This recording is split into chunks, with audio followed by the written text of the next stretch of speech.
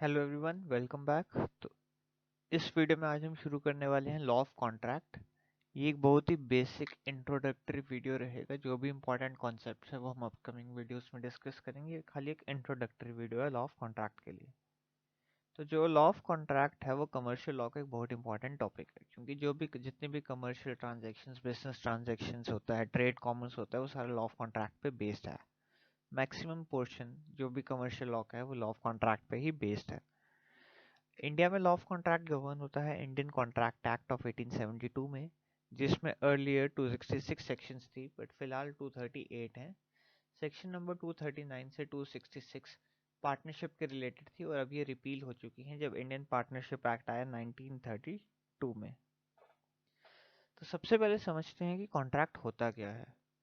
तो कॉन्ट्रैक्ट एक एग्रीमेंट है जो कि एनफोर्सिएबल बाय लॉ है। एक ऐसा एग्रीमेंट जो कि जिसको लॉ की वैलिडिटी मिल जाए वो एक कॉन्ट्रैक्ट बन जाता है।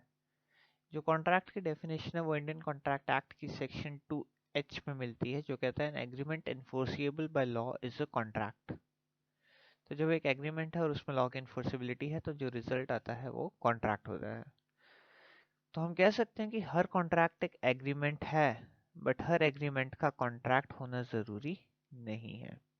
इसको ऐसे वेन डायग्राम से समझ सकते हैं कि अगर ये बड़ा सर्कल जो है वो एग्रीमेंट को रिप्रेजेंट कर रहा है और छोटा वाला कॉन्ट्रैक्ट को, तो हर कॉन्ट्रैक्ट एक एग्रीमेंट है, बट हर एग्रीमेंट कॉन्ट्रैक्ट हो ज़रूरी नहीं है। खाली वही एग्रीमेंट कॉन्ट्रैक्ट होगा जिस पे लॉ की एनफोर्सेबिलिटी है।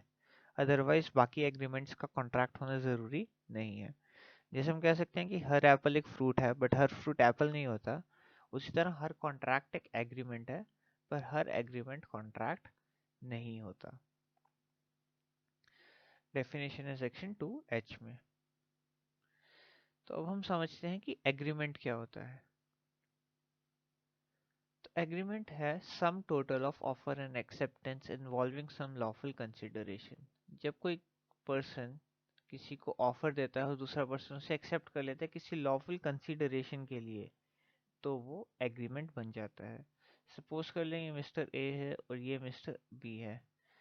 इनके पास एक अपना पुराना फ़ोन है। इन्होंने कहा मैं अपना पुराना फ़ोन बेच दूंगा 5,000 रुपये में। इन्होंने ऑफर किया।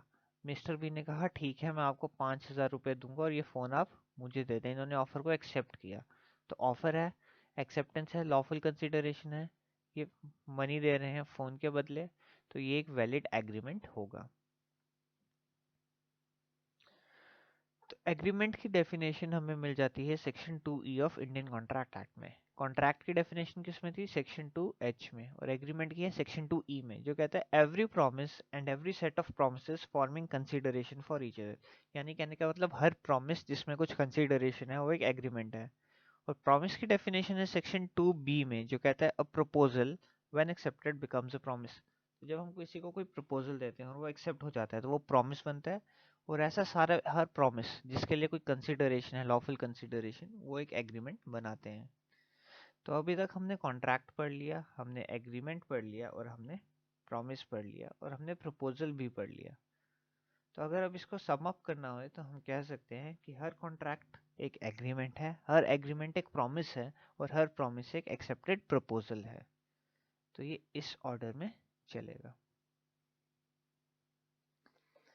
अब देखें, हमने पढ़ा कि हर एग्रीमेंट कॉन्ट्रैक्ट नहीं होता। खाली वही एग्रीमेंट कॉन्ट्रैक्ट होता है जिसके लिए कोई जिस पे लॉ की इन्फोर्सेबिलिटी है।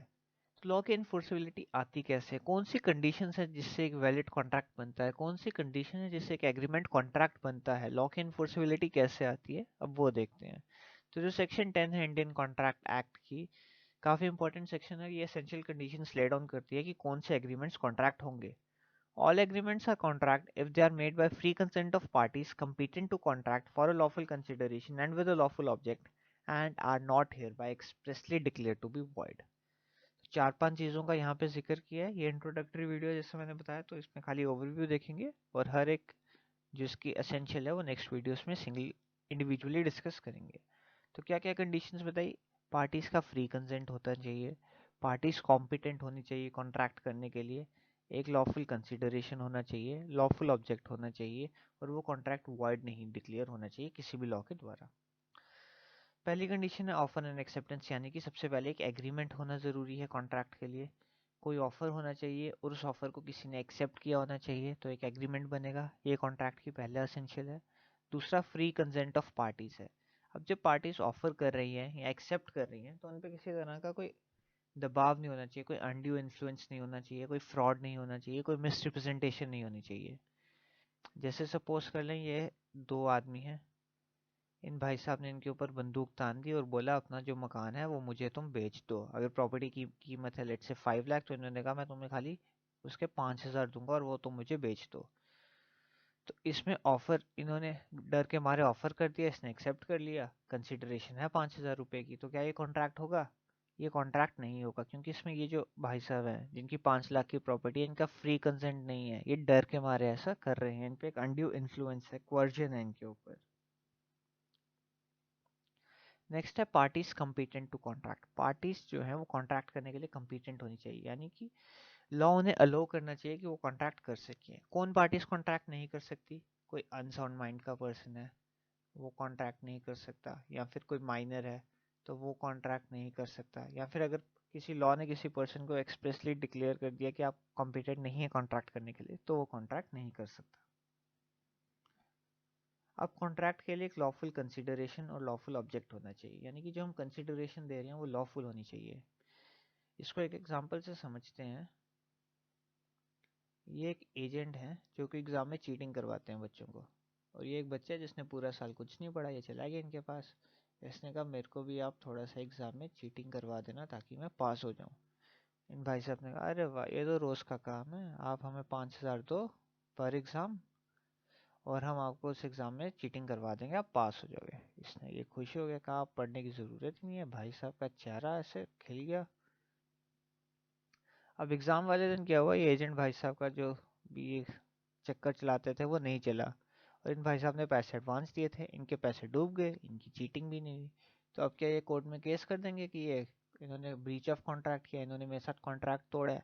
नहीं। क्यों? क्योंकि ये कॉन्ट्रैक्ट ही नहीं था। इसका जो लॉ कंसिडरेशन था वो क्या था? एग्ज़ाम में चीटिंग करवाना, जो कि बिल्कुल ही अनलॉफुल है।